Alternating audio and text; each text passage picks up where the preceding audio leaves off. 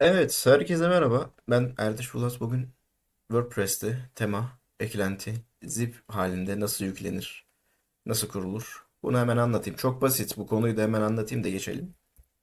Şimdi panele geldik. Eklentimiz mi var? Zip bir eklentiye mi sahibiz? Eklentiler alanına geldim. Yeni bir eklenti yükle diyorum. Ve tekrar eklenti yükle dediğimde bakın burada bir dosya alanı geldi. Bu dosya alanını seçtim. Elimizde bulunan eklentinin zip halini buluyoruz. Ne var bende? Elementor Pro'nun zip hali var.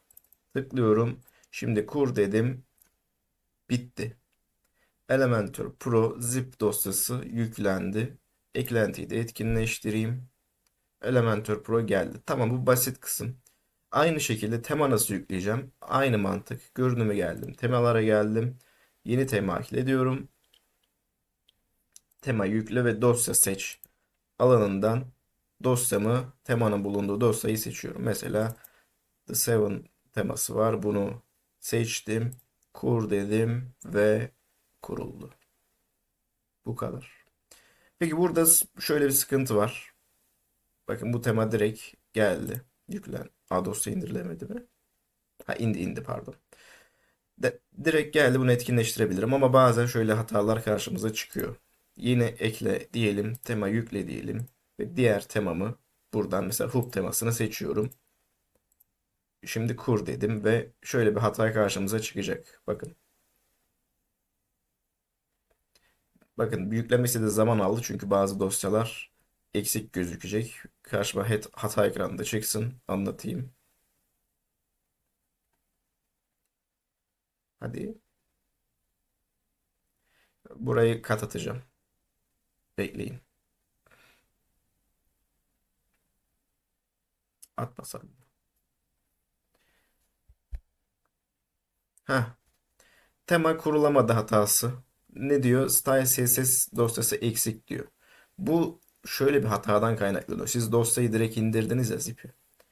Direkt indirdikten sonra bazı temalarda şöyle yapmanız gerekiyor. Bakın bu dosyaya yüklenemedi az önce.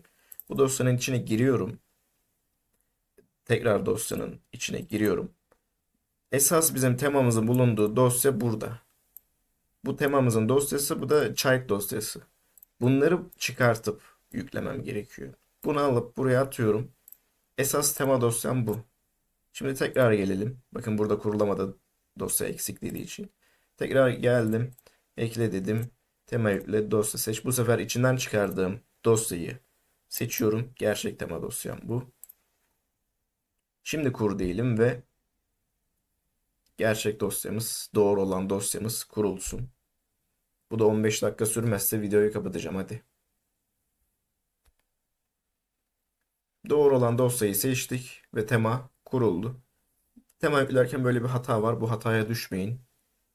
Düşme. Tamam mı? Bu video bu kadardı. Bak burayı da açayım da bak yüklendi burada, görün. Sonra nerede demeyeyim, bak yüklendi hook teması da. Bu video bu kadardı. İzlediğiniz için sağ olun. Hoşça kalın.